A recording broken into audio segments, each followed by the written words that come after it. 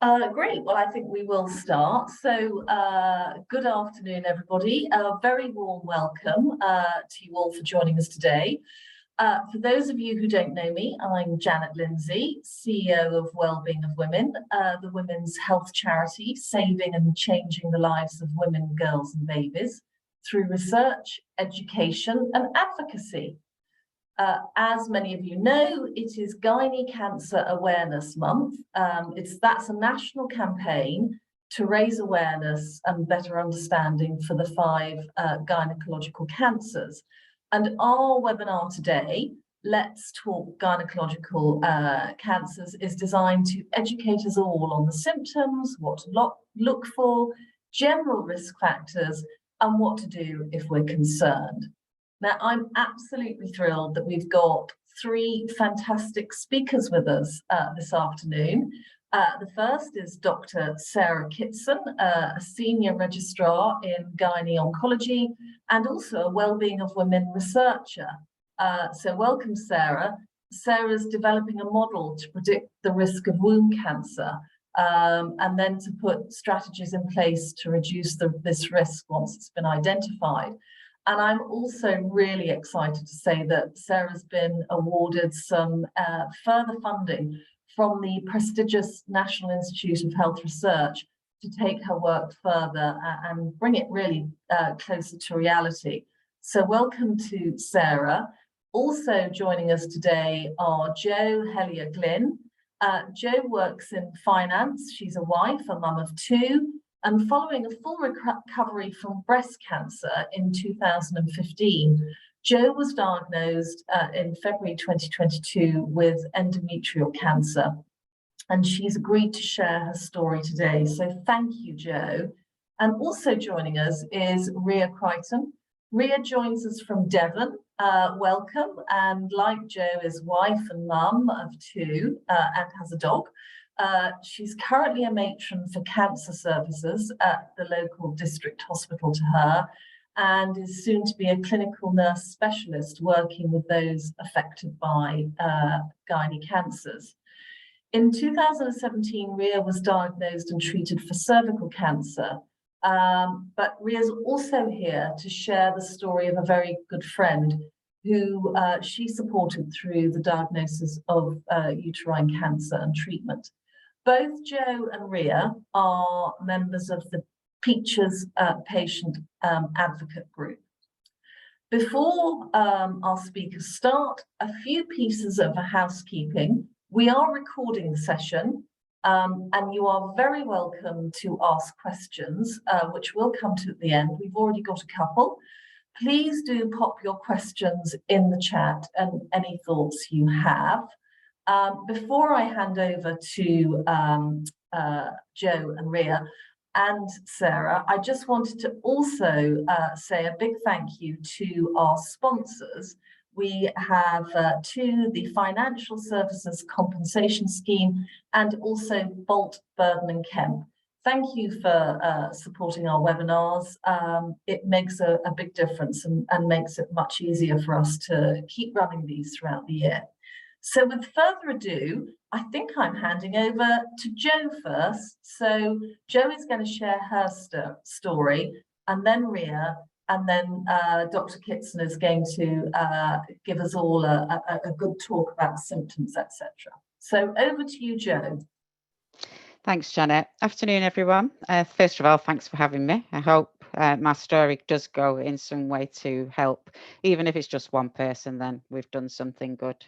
As Janet said, I was actually diagnosed in February 2022 with endometrial cancer, but I guess the story started in October 2021. When late in the month, I just noticed by chance that there was a pinkish hue to the toilet paper when I was passing urine. Very slight. At first, I didn't think much of it. It happened a couple of times, but I did lose my mum the 1st of October 2021. So I was grieving and things move on. In November, the similar thing happened, a little bit darker, but again, nothing that would raise any alarm bells. I did think maybe I had a water infection. So got in touch with the doctor. Obviously, with COVID, it's all phone appointments now, and the doctor suggested a water sample, which came back as negative, and I was told there's no further action required. Come to December, and the bleeding started again. I began to think there might be a theme, same time every month. Now, my last period was 2015. That was, I entered the menopause chemo related from the breast cancer. But I had heard of sometimes the periods come back. Probably, I might have been kidding myself. I'm not quite sure whether it was ignorance or hope. That might be the reason. So I actually rang Macmillan Helpline, thinking I'd give the doctor, I wouldn't bother the doctor with something. I've got to say, Macmillan was amazing. It was a male doctor who obviously found me quite comical, and said that no, whilst that is possible in the first kind of 12 months, 5 years later, that's not the case, and I needed to speak to the doctor and be investigated. He did say, tell them we've told you, which I did. And after speaking to the doctor, I was put on the 2-week cancer pathway. The doctor did say, with my history, that's one of the reasons, and obviously the fact that I hadn't had a period for so long. I've been on the pathway before, so yes, although it's concerning, I do get some comfort from the fact that you're going to be seeing really quickly and you get the answers you need, which happened. I was referred to the local hospital for an ultrasound, whereby the sonographer told me there and then she could see a polyp. She didn't think it was anything, it didn't appear to be anything else nasty. And that I would be seeing the consultant to get the results of the snip they'd taken. The consultant, again, I was a week or so later, confirmed what they'd seen. It was a polyp, and that they would remove the polyp and take a biopsy. Again, not expecting anything nasty. I opted, probably because I'm a wimp, but I opted to have the biopsy and the polyp removed by general anaesthetic, which was conducted mid-February. And the consultant said he would write to me with the results. What actually happened was a week later, I was called from the secretary to arrange for me to go in to meet the consultant to discuss the results. So actually, I suppose then I knew I wasn't expecting good news. But it was quite quick. That was a Thursday. I went into the consultant on the Monday, where he confirmed that it was womb cancer, which I'd actually never heard of, but I know quite a lot now, and that I would need a full hysterectomy, which was planned and took place on the 29th of March this year. It was robotic assisted. I remain in awe of what can be done these days, but I recovered really well. And well, I'm here to tell the tale. The good news is that whilst the cancer was grade 3, it was aggressive. We caught it really early, obviously, because I'd had the gumption to get in touch with the doctor kind of quite quickly. It was only grade 1, which meant the hysterectomy took everything away, and I was recommended to have 3 sessions of brachytherapy just as a preventative measure to prevent any reoccurrence in the vaginal vault, which was pain-free. It was simple, and I'm glad to say I've got no lasting side effects from that. I've been discharged now from the hospital in that respect, and whilst the womb cancer was taken with the hysterectomy, I have been referred for, well, they identified a mismatch repair gene fault, so I've been referred now to St Mary's Genetics. I'm just waiting for an update from them to see what the outcome of that might be. But I think Sarah's going to touch on Lynch syndrome later in the call. That's kind of me, where I am today. Back to where I was, minus a few bits.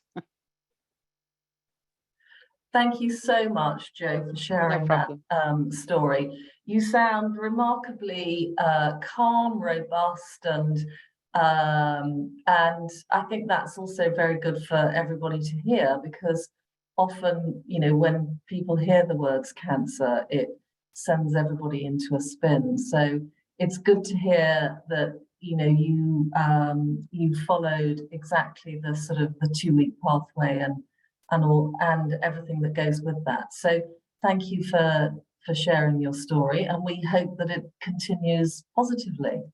Thank Very you. good. Yeah. Thank you. You're very welcome. Ria, over to you, I think now. Hi, thank you. And again, thank you for having me here today to share mine and my friend's story as well. So I'll start with mine. So slightly different. I had cervical cancer, which was diagnosed December 2016. When my little boy was 12 weeks old, and my little girl was 3.5. So my symptoms started actually during my pregnancy, which kind of gave a little bit of a red herring. So I started having abnormal bleeding during the pregnancy, which continued to kind of get heavier and heavier as the pregnancy went on. Towards the latter part of the pregnancy, I was having problems with urinating, passing stool, a lot of back and leg pain. And again, all of those symptoms can happen during pregnancy. So it was understandable that, the medical professions thought that this was all related to the pregnancy. As when you hear hoofbeats, you think horses, not unicorns. And so I was reassured that baby was fine and that everything was fine. And then once I'd had my little boy, who thankfully was breech, and so I had him by a semi-elective cesarean section, which was fantastic. The bleeding and the symptoms continued, and they continued to get worse. And at that point, I went to see my health visitor, who said, no, you definitely need to go and see a GP. That's not normal 8 weeks post C-section for you to continue to have such heavy bleeding and the pain as well. So my GP was fantastic, immediately referred me to the gynecology team, who was still thinking that it could be something like an infection or part of retained placenta that was causing the issues. No one was particularly thinking cancer at this point, apart from possibly me being a nurse and having done a lot of Dr. Google searching. So I went and had ultrasound and examination, and then was referred for a colposcopy, where I had several biopsies taken. And on that day of the colposcopy, they pretty much told me then it was 99.9% certain that it was a malignancy, but they needed to obviously do more scans and more investigations to find out exactly what stage and what grade it was. So at the time, with the Vigo staging, which is what they use to stage cervical cancer and other cancers, other gynecological cancers, I was classed as locally advanced. So it was stage 2B, which meant that it was kind of contained in the pelvis, but I did have some lymph nodes involved as well. And it was grade 2, which meant that it was kind of not really aggressive, but not really mild either. So it was kind of, as I described it, a mediocre tumor. So I ended up going on to have chemotherapy, external radiation, and brachytherapy, same as Joe. So I had 3 cycles of cisplatin chemotherapy. I had 5 weeks of daily radiotherapy externally, and then 3 sessions of the internal brachytherapy, which again, like Joe, I had a really good experience with my brachytherapy. I had it as an outpatient and had spinals and sedation and things. It was really, really well supported, really well managed. And I am now 5 years since treatment and still have no evidence of disease on previous scans. So everything is great, apart from living with some of the side effects, unfortunately, of the radiation. So I'm living with bowel, bladder, sexual function, back and leg pain, neurological issues from the radiation, as well as the chemotherapy. But I'm well with it, and I still, work full time and do lots of activities and things. So although, yes, you have to kind of change your lifestyle a little bit and have to be very good at knowing where toilets are, apart from that, generally, things go on as normal, and I'm really grateful for the support that I had. Now, one of the people who supported me hugely throughout my treatment and living with and beyond was my amazing friend, Nick, who had herself was diagnosed with uterine carcinosarcoma, which is quite a rare, unusual cancer, wound cancer to have. Now, she was only in her late 30s, the same as me when she was diagnosed, and she'd presented with back pain, abdominal pain, some issues with bowel and bladder, but a lot of abnormal bleeding, so bleeding in between her periods because she was younger, she was premenopause. Because of her age, she wasn't referred via a 2-week wait pathway and had to fight and go private to be investigated and diagnosed because of the guidance being to do with postmenopause. And she was luckily had the ability to go private and was diagnosed quite quickly after biopsies and some investigations with stage 4. Unfortunately, it was already stage 4 when she was diagnosed. She went on to have amazing support and treatment at her local hospital and had a period of time where she was no evidence of disease, but unfortunately, as it is quite an aggressive cancer, it did return quite quickly and she died around a year later after diagnosis. However, she was a massive advocate of raising awareness, of making sure that people are aware of symptoms, that actually you are never too young. So if you do have abnormal symptoms, to make sure that you push for that investigation and that diagnosis and to get the right support that you need to, and to be a really strong advocate for yourself and the other women in your life as well. So one of the things that she wanted was to make sure that people continue to spread that awareness. So I was really grateful to have the opportunity today to share my story, but also Nick's story as well. So hopefully, if it helps a few women out there to spot the symptoms early and to push for that kind of investigation and that validation of their symptoms and what they're going through, then hopefully this webinar will be fantastic. Ria, thank you so much for that. It was, yeah, it's hard when you hear those stories, but yours is positive and Joe's is positive. So, but thank you for sharing your friends as well.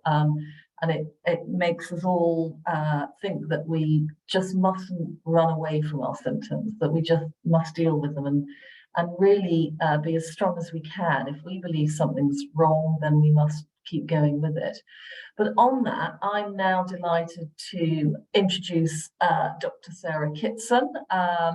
And I have to say, I'm really looking forward to hearing you talk, Sarah. I've already got a couple of questions, but I'm going to leave mine until the end.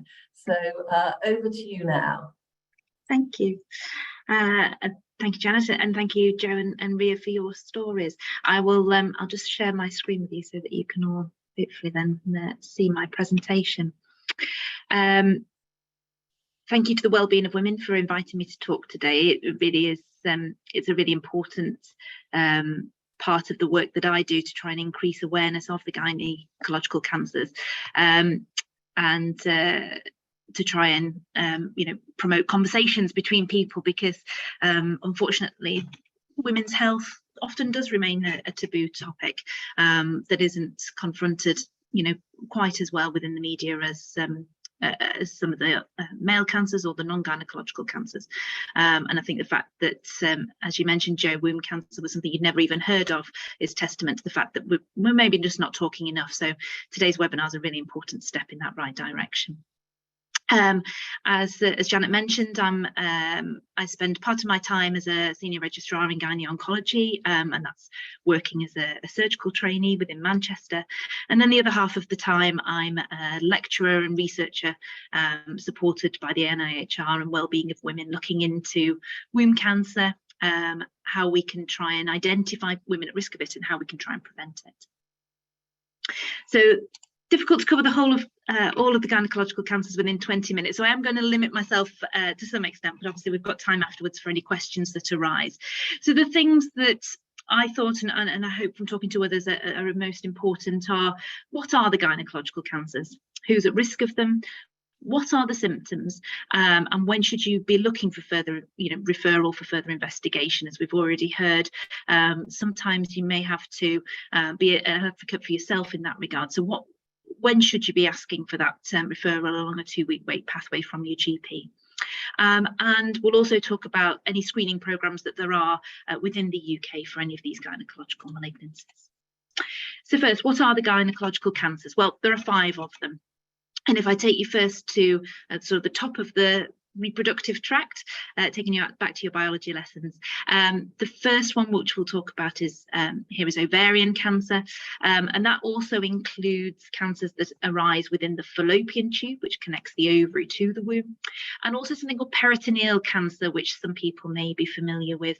All of these come under the same sort of umbrella. They have the same risk factors and present similarly and also manage similarly. So you may have heard any of those terms used interchangeably. We'll also talk about womb cancer, which is already heard, or endometrial cancer as it's also known. Cervical cancer, which again Ria has introduced us to. vaginal cancer arising from within the vagina, and vulval cancers which arise from the external genitalia, or from the outside of the perineum. So more than 22,000 women in the UK are diagnosed each year with one of these gynecological cancers. So that equates to around 60 diagnoses a day. The commonest of all of these is womb cancer now, followed by ovarian cancer, and vaginal cancer is the rarest one. We'll explore each of these in a little bit more detail. So I'll start with womb cancer as the commonest. So what is it? Well, the commonest type of womb cancer is endometrial cancer, although, as Ria's mentioned, there are other types, including carcinosarcomas. And the endometrial cancers arise from the lining of the womb, or the endometrium. The less common ones, carcinosarcomas, and even more rarely sarcomas, that come from the muscle layer of the womb, or the myometrium. When I talk about womb cancer, I'll stick to talking about endometrial cancer, as that's very much the vast majority of womb cancers. So womb cancer is the 4th most common cancer in women, but despite that, as we mentioned, it's often something that people are not really aware of. And just under 10,000 diagnoses of womb cancer are made in the UK each year. And as you can see from this graph on the right-hand side, this incidence has been increasing. Since the early 1990s, we've had a doubling in the number of cases that have been diagnosed. And whilst most people will be diagnosed after they've gone through the menopause, and with the average age around 60 to 65 at the diagnosis, we have seen rising numbers of cases in premenopausal women, including women under the age of 40. And that group now makes up about 4% of all low-grade womb cancer diagnoses, certainly within the USA. And that's an important point, because they may not be referred along the traditional pathways, but also the treatment that we offer can be very different, because many of these women may not have started or completed their family, and we obviously need to take that into account when we're discussing treatment of womb cancer. Death rates from womb cancer have also been rising, but thankfully that's at a much slower rate than this increase in numbers, and that's because on the whole, as Jo is an exemplar for, womb cancer can be successfully treated, and we expect that 75% of women will be alive 5 years after their womb cancer diagnosis. So what are the risk factors for developing womb cancer? Well, obesity is the main one. Womb cancer is more closely linked with obesity than any other cancer, and in about 50% of all womb cancer cases are directly linked to obesity. The distribution of where that extra weight is important, though, because the highest risks are also observed in women who've got the greatest waist circumference. Diabetes increases the risk of womb cancer, and that's independent of the fact that some people who are diabetic are also obese as well. Age, as we've mentioned, is an important risk factor, and the turnover of womb cells is very closely controlled by the hormones estrogen and progesterone, which are what normally would control the menstrual cycle. Estrogen encourages cells to turn over, while progesterone acts to keep that in check. So anything that disturbs the balance between these hormones can potentially increase a woman's risk of womb cancer. And that can be because they're exposed to more estrogen over their lifetime, either because their periods have started early, and by that I mean before the age of 12, by the fact that they haven't gone into the menopause until later in life, at 55 or older, for example, or if they've not had any children, that's also a risk factor. If you don't have periods very often, either because you have polycystic ovary syndrome or any of the other conditions that mean that the periods don't come on a monthly basis, you may be at higher risk of womb cancer. And tamoxifen, that is used to treat or prevent breast cancer, can also increase the risk of womb cancer, again because it promotes higher estrogen levels within the womb. Things that can reduce your risk, in contrast, are anything that can increase your progesterone levels. So using the combined oral contraceptive pill, or even the progesterone only pill, using the Mirena coil, having children, particularly if you have your children later in life, over the age of 30. They all seem to be important factors. And genetics, as we've also heard from Jo, are an increasingly important factor. So Lynch syndrome, which Jo mentioned, is where an individual has inherited changes or mutations within a group of genes that are involved in repairing the DNA damage within cells. And if you have mutations within the genes associated with Lynch syndrome, then you have a 40 to 60% lifetime risk of developing womb cancer. And you also have a similar degree of risk of developing bowel cancer. So women who are diagnosed with Lynch syndrome are offered a prophylactic hysterectomy to have their womb removed, and that's offered to them from the age of 35 onwards to try and prevent them from developing womb cancer. Even if you don't have a personal history of Lynch syndrome, women with a family history of womb cancer are still at increased risk of developing the disease themselves, particularly if more than one member of the family has been previously affected and if they've been affected before the age of 50 years. Physical activity, something that we can all do with doing a little bit more, might reduce your risk of womb cancer, although data suggests that you may have to do quite a lot of exercise for that to have any significant risk. Aspirin seems to be beneficial, particularly in women with Lynch syndrome, and women and that group are encouraged to take aspirin to reduce their cancer risk. But whether that's also of benefit for the general population, we're yet to find out. And metformin, which is an anti-diabetic drug, excuse me, has also been suggested as a potential prevention strategy.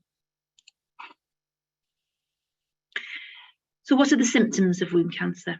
Well, as we've heard from Jo, abnormal vaginal bleeding is the most common symptom that a woman may have, and that can either be in somebody who has previously stopped their periods, so in that case we refer to it as postmenopausal bleeding, and that should prompt urgent review by a GP. I think GPs are fairly clued up on the fact that any time a woman has any bleeding after being through the menopause, they should be being referred through to the hospital for further investigations under the 2-week referral pathway. As we've heard in younger women, it could be that it's bleeding in between periods or bleeding after sex, or even increasingly heavy and painful periods, so a change in the normal pattern of period bleeding. Now that can be more difficult, and it can often be associated with other non-cancerous conditions.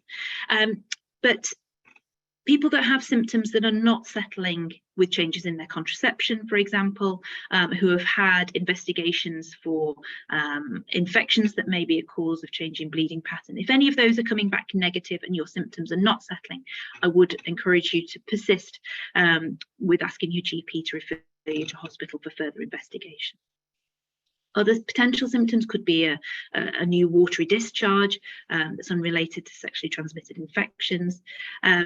Later symptoms can include abdominal pain or distension or change in urine or bowel symptoms.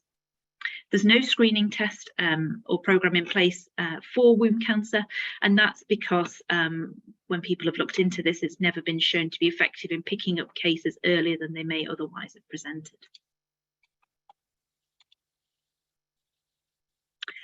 So next we'll take you through to ovarian cancer. So ovarian cancer, as I mentioned, is sort of a catch-all term. It's being increasingly used to describe cancers that have started within the fallopian tube, which is now where we think a lot of what have previously been referred to as ovarian cancers actually come from. And while they start within the tube, it's the fact that they spread quickly onto the surface of the ovaries is why they're referred to as ovarian cancers. And a similar pattern can be seen with those that arise within the peritoneum or lining surfaces of the abdomen. Regardless of the origin, as I mentioned, they are all treated in exactly the same way and have similar outcomes. So ovarian cancer is the second commonest gynecological cancer, and there are around 7,500 diagnoses made annually in the UK. Unlike womb cancer, the incidence of ovarian cancer has been relatively static over the last 50 years. Again, the majority of diagnoses are made in women aged 65 and above, with low rates seen in premenopausal women. Who's at risk of ovarian cancer? Well, age, as we mentioned, is probably the strongest risk factor, with the age certainly with the incidence increasing from age 45 onwards. Genetics plays a strong role in ovarian cancer, with 5 to 15% of all ovarian cancers being caused by inherited faulty genes. And the commonest of these that many of you may have heard of are the BRCA or BRCA1 and 2 genes, which are responsible for an increased risk of both breast and ovarian cancer. A woman who has a mutation within the BRCA1 gene has a 40 to 65% lifetime risk of developing ovarian cancer, whilst a woman with a BRCA2 mutation has a 15 to 25% lifetime risk of the disease. Because of this, women with a BRCA1 and 2 mutation are offered risk-reducing surgery to try and stop them from developing ovarian cancer. There is currently a trial underway within the UK. It's available in many centres that's looking to see whether women should be offered both removal of the tube and the ovary, or, given that, as we've discussed, most ovarian cancers actually start within the tube, whether removing the fallopian tube alone is enough to prevent them from developing ovarian cancer. The benefit of leaving the ovaries in place is that it stops women going into surgical menopause at a young age, with all the side effects that can potentially come from that. As well as the BRCA genes, there are a number of other genes that can be associated with an increased risk of ovarian cancer, including RAD51C, RAD51D, and the BRIP1. Women with Lynch syndrome, as we've mentioned, as well as having an increased risk of womb and colorectal cancer or bowel cancer, are also at risk of ovarian cancer. And even without any obvious mutations with any of these genes, women with a family history of ovarian cancer are still at a 3 times increased risk of the disease compared with the general population. If you've had breast cancer before, even without a BRCA gene, you are also more at risk of developing ovarian cancer, probably because of shared environmental factors as well as genetic factors that we just haven't yet fully explored. HRT does increase the risk of ovarian cancer by a small but statistically significant amount, and so maybe something to factor into when weighing up the pros and cons of starting HRT in individual cases. Unlike womb cancer, where smoking is actually protective against developing the disease, smoking increases the risk of ovarian cancer, and obesity is also linked with an increased risk of ovarian cancer, but not as strong a relationship as that observed with womb cancer. Protective factors are based all around reducing the number of ovulations in a woman's lifetime, and thereby the potential for cancer-inducing changes to occur in dividing cells. So using the combined oral contraceptive pill, having children, breastfeeding, all reduce the frequency with which a woman ovulates and also lowers the risk of ovarian cancer. The jury is still out as to whether having a hysterectomy by itself is protective against ovarian cancer, but most women that do have a hysterectomy will now have their fallopian tubes removed, even if they're conserving their ovaries, and that's because we think this may reduce their risk of ovarian cancer in the future. So the symptoms of ovarian cancer are unfortunately often quite vague and can be put down to other conditions. And they include things like loss of appetite or feeling full quickly, unexplained weight loss, persistent bloating or distension of the abdomen, pain within the abdomen or the pelvis, and change in urinary or bowel function. The NHS has led a campaign to try and increase awareness of the symptoms of ovarian cancer to encourage women to seek help early. So if anybody has any of these symptoms 12 or more times a month, you should be making an appointment to see your GP for an assessment. And when your GP sees you, they should be doing a blood test called the CA125. And if that's increased, offering you an ultrasound to look at the abdomen and the pelvis. Unfortunately, ovarian cancer accounts for 5% of all cancer deaths in women because it is often spread beyond the ovary before a woman develops symptoms and is investigated. So treatment, whilst often not curative, can certainly be life-prolonging. A large study called UK CTOX looked into whether screening for ovarian cancer improved outcomes, but unfortunately found that there was no benefit from routinely undergoing an ultrasound scan and blood test to measure the CA125. The sister study to that, which was called UK Fox, and that looked at women at increased risk of ovarian cancer because of a family history of the disease, also found that even within women at elevated risk of ovarian cancer, screening wasn't beneficial. It just wasn't picking up people any earlier than it might than if they presented with symptoms. So now we'll take you through to cervical cancer, and that is a disease arising from the cervix, which can include one of either two cell types, the squamous cells, which lie on the outside of the cervix, or the glandular cells that cover the internal portion along the cervical canal. Unlike women ovarian cancer, I'm pleased to say that the incidence of cervical cancer has decreased by 25% over the last 30 years, and over the last 10 years has sort of stabilised. And there are currently just over 3,000 cases of cervical cancer diagnosed each year in the UK, which accounts for approximately 2% of all female malignancies.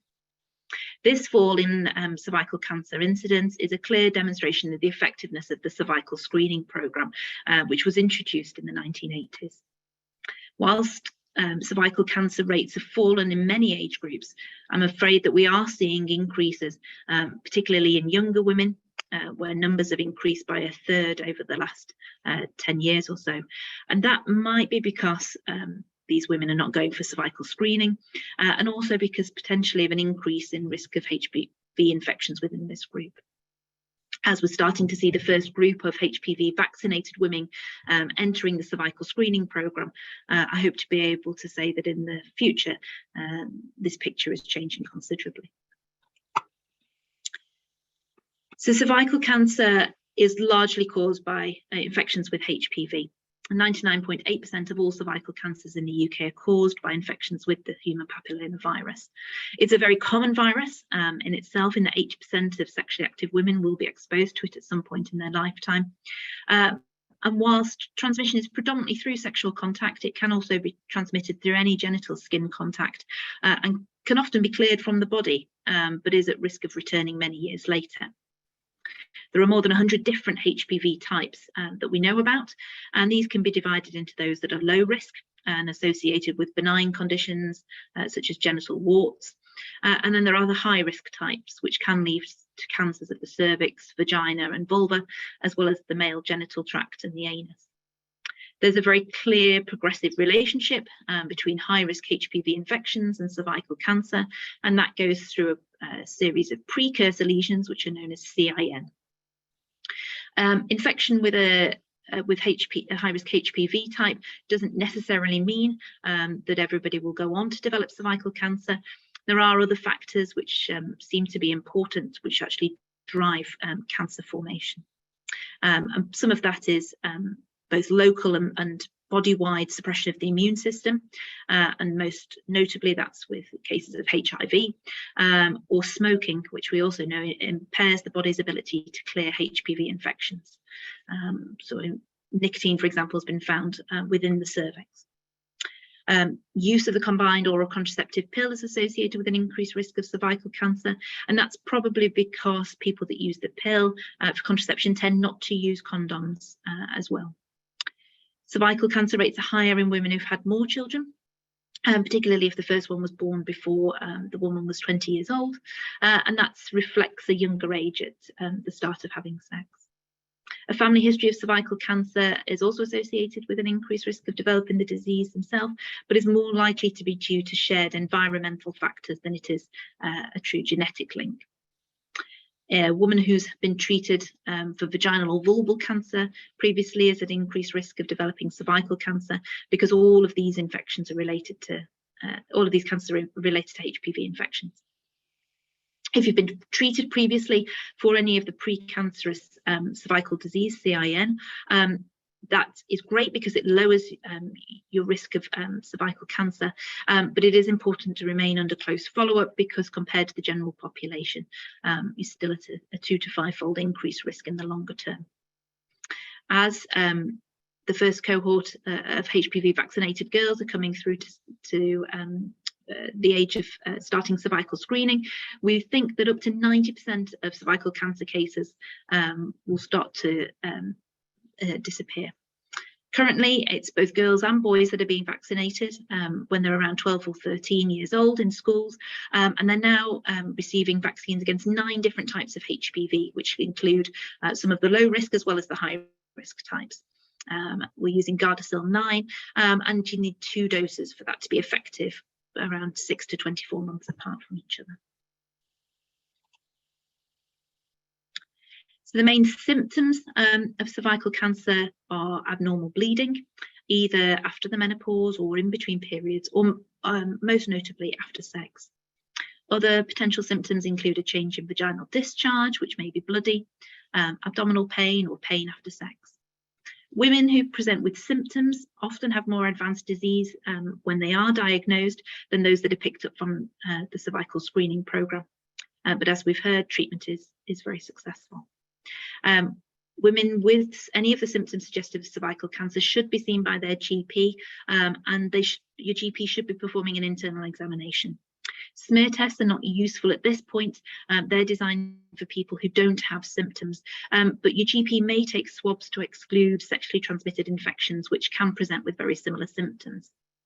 Anyone who has an abnormal appearing cervix or who has persistent bleeding after sex that lasts for more than 4 weeks should be being referred on to the hospital for further investigation along the 2-week wait pathway. So I have mentioned it a couple of times, but for cervical cancer, there is a screening programme available within the UK, and this has made a huge difference to the rates of cervical cancer that we've seen since it was introduced in the 1980s. So we currently estimate around 70% of cervical cancer deaths are prevented because of cervical screening, but it could be even higher than that if everybody who was eligible actually attended for their screening. There has been variation in uptake rates, particularly following notable publicity campaigns, and currently 72% of eligible women will go to their cervical screening appointments. The first appointment is sent out when a woman reaches 24.5, and they're then invited every 3 years until they reach 49, and then every 5 years between the ages of 50 and 64. It may be that as we become more confident in following up women who are HPV negative, we can start decreasing the frequency of smear tests for younger women who are HPV negative, so they may only need to have one every 5 years as well. And we also may be looking to increase the upper age limit for cervical screening beyond 65. Since the end of 2019, all smear tests automatically undergo a HPV test in the first instance, and those that are HPV positive will then have reflex cytology to detect the presence of any abnormal cells. Women who have any abnormal cells picked up will be referred directly to their local colposcopy unit for further examination and potentially for treatment, while those without any abnormal cells will be recalled for a further smear in 12 months' time. In 2020, the World Health Organization launched a global strategy for cervical cancer elimination. And to achieve this, all countries need to have an effective policy to vaccinate 90% of girls by the age of 15, screen 70% of women using a high-performance test at ages 35 and 45, and treat 90% of women with pre-cancer and manage 90% of women with invasive cancer. For cervical cancer to be eliminated in the next century, countries need to have met these what they call 90-70-90 targets by 2030. Unfortunately, this is a massive challenge for the nations with the greatest burden of cervical cancer, who are often also some of the poorest countries.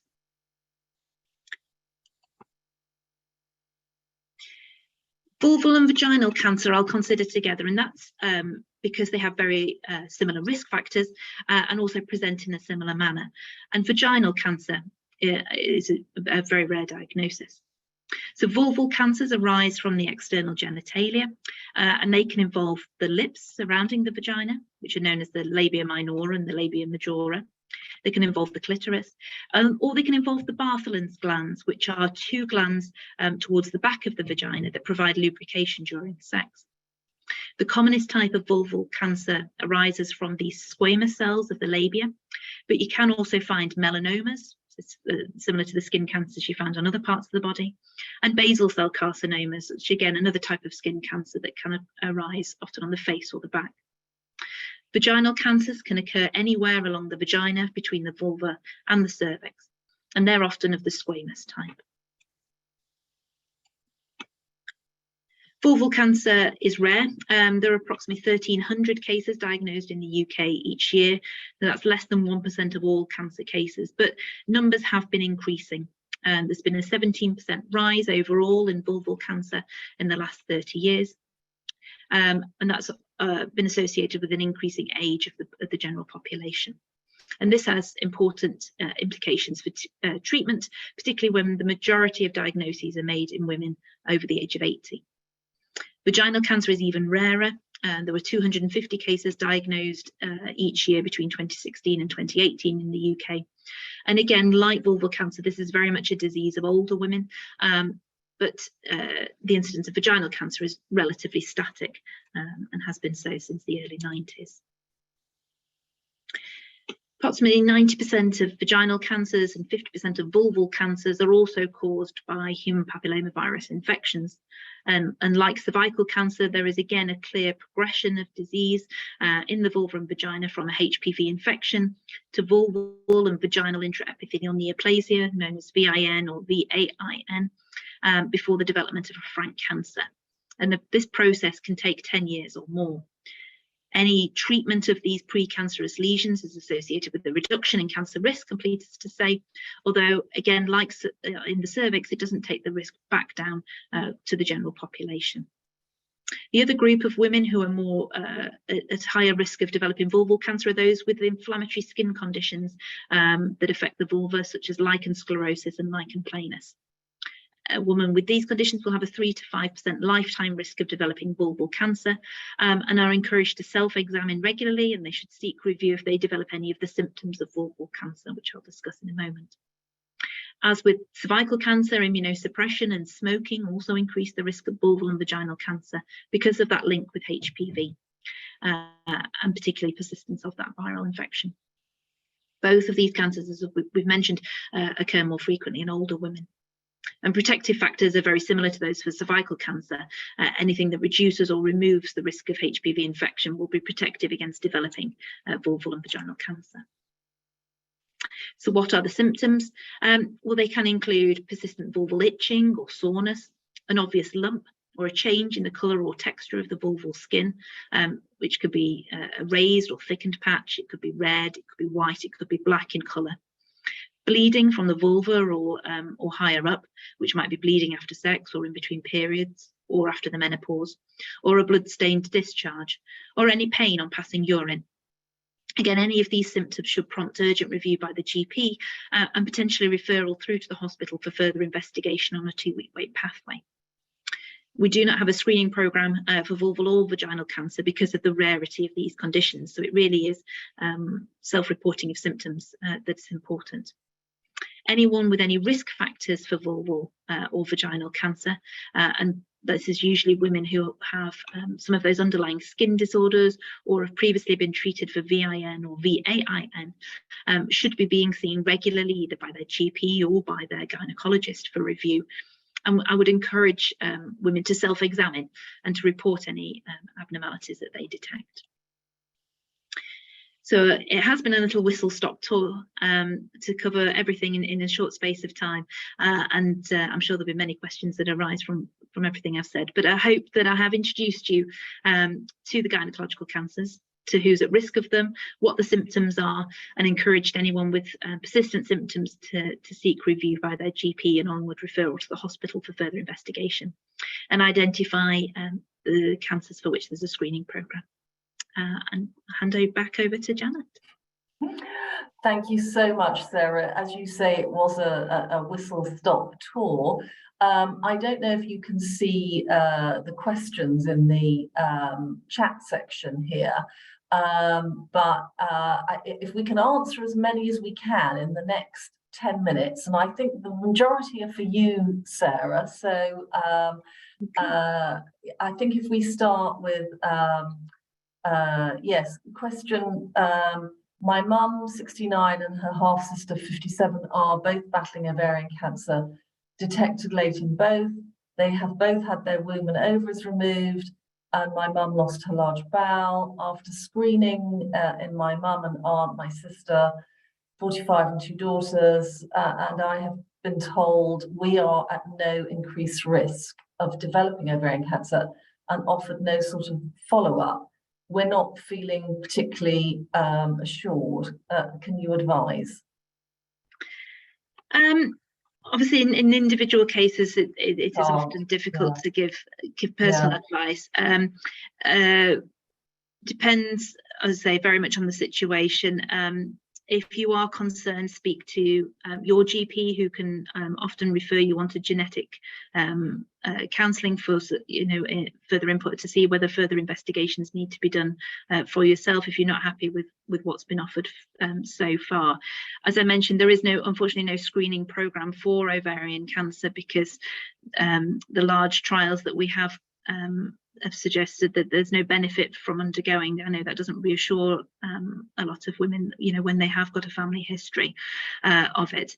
But what I would say is that the vast majority of women, if there is a family history without personal increased risk because of a BRCA mutation, the vast majority of people won't develop ovarian cancer. Whilst they have an increased risk, still more than 90% of people won't develop it, an ovarian cancer in their lifetime. But if you are worried and don't feel reassured with what you've offered so far, I would speak to your GP about it, and they may be able to offer you through a referral through the genetic services if you want to look at that in further detail. Yes. There's one here about somebody who didn't know about metformin protection, and wants to know whether or not that's sort of available, how they can be transferred onto it where there's more information. Is there anything you can help with there, Sarah? So we don't have good data yet to say that metformin for being taken just to try and prevent womb cancer is beneficial. Nobody's done the studies to look at that. All the information we've had has come from people that have been taking it for diabetes treatment anyway, and in that group it seems that they may have a lower risk of developing womb cancer than if they were taking other drugs. So at the moment it's not licensed and has not been encouraged to be used, but this might be something that we look at further in the future. If you've got other reasons to be on metformin because you have been diagnosed with diabetes, it may be that you get some extra benefit from it, but we're not using it as yet. Okay, and then somebody's asked about if there's a risk to the baby if they've had a diagnosis of CIN3 cells and have those removed. So if they have, if you've had the treatment done, no, there is no risk to the baby from having had physically to the baby. When anyone has had what we call a large loop excision or an area of the cervix removed, there have been a large amount of work looking at whether that increases your risk of going into labour early in a future pregnancy. And the data that we have seems to suggest that if you've just had one treatment, that risk isn't increased significantly.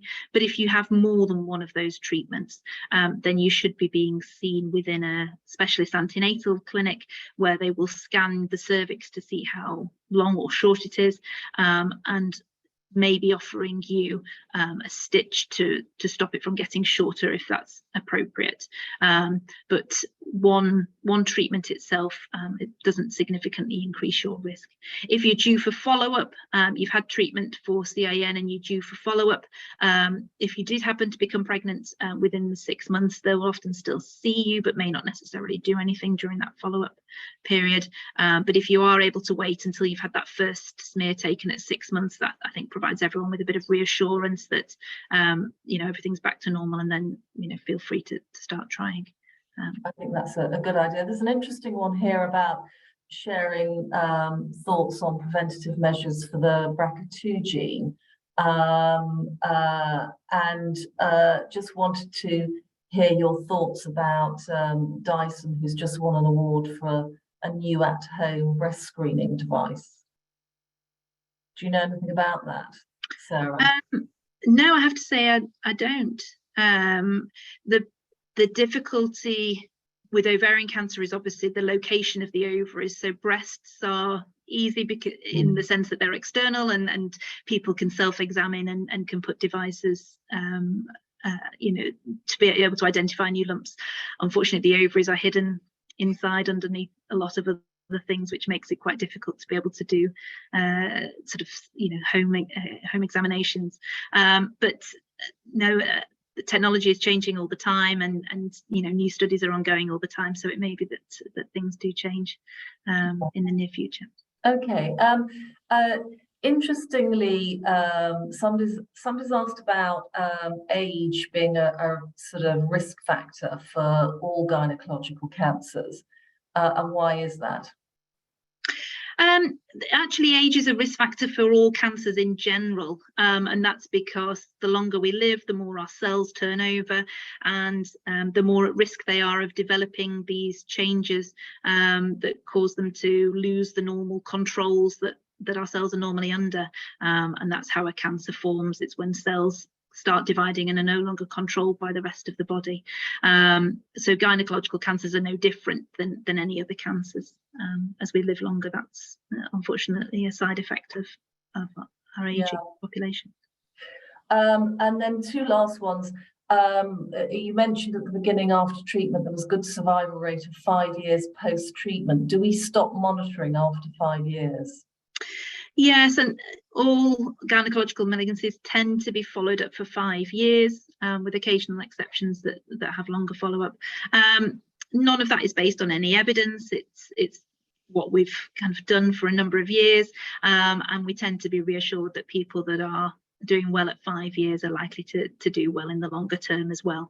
Most people, once they've had treatment for any cancer, gynecological cancers or other, the most likely time if they were to develop a problem is usually within the first couple of years after their treatment, and the longer it is after that primary treatment, then hopefully the further down the line they'll stay well. Yeah, and then the final one I think is, are there side effects to the HPV vaccine, and if so, what are they?